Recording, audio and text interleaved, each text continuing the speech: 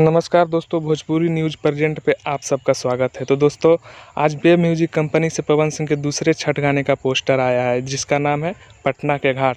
और सुबह ही खेसारी लाल यादव जी का सारेगामा हम भोजपुरी से एक गाना आया है, जिस छठ गाने का नाम है पटना के घाट पे।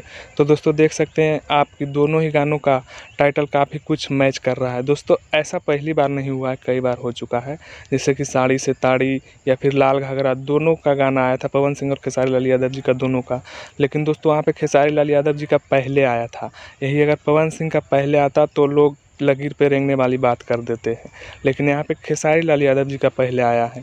तो दोस्तों आपका इस पर क्या राय है, ज़रूर कमेंट्स करके बताएं दोस्तों। और ऐसे ही भोजपुरी इंडस्ट्री से रिलेटेड तमाम खबरों के लिए मेरे इस चैनल को सब्सक्राइब करें, क्योंकि दोस्तों आप सबका बहुत ही सपोर्ट की ज़रूरत है।